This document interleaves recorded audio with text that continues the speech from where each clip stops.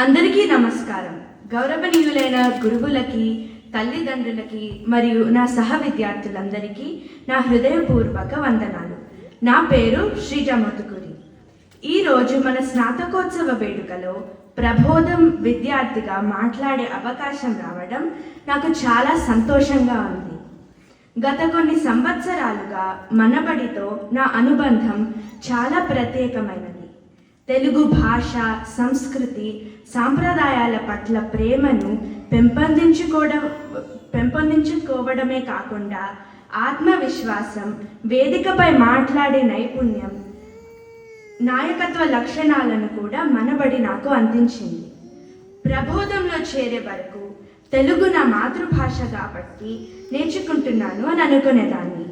కానీ ప్రబోధం చేస్తున్న క్రమంలో తెలుగు భాష ఎంత అందమైనదో, ఎంత లోతైనదో నేర్చుకున్నాను. ఛందస్సు, సంధులు, సమాసాలు, యతి, ప్రాస ఇలా ఎన్నో నేర్చుకుంటూ ప్రతి వాక్యంలో ఉన్న అందాన్ని ఆస్వాదించడం నేర్చుకున్నాను. ప్రభాసం పూర్తయ్యాక ప్రబోధంలో చేరడానికి ప్రధాన కారణం మా గురువు గారు శ్రీ రవి జొన్నలగడ్డ గారు.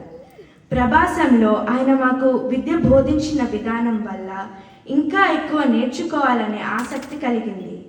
ప్రబోధంలో మా తరగతి ఎలా ఉంటుందంటే, గురువు గారు మాతోనే వాక్యాలు చెప్పించడం, మమ్మల్ని ఆలోచింపచేసి సమాధానాలు చెప్పించడం వల్ల పరీక్షలు భారంగా కాకుండా చాలా సులువుగా అనిపించాయి. చివరిగా ప్రభాసం విద్యార్థులందరికీ, ప్రభాసంతో మీ ప్రయాణం ముగించకుండా ప్రబోధంతో మరింత ప్రకాశవంతంగా కొనసాగించండి.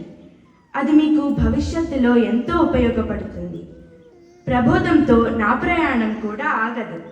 నేను నేర్చుకున్నది ఉపయోగిస్తూ నా తరువాత తరాలకు కూడా ఈ భాషను అందిస్తాను.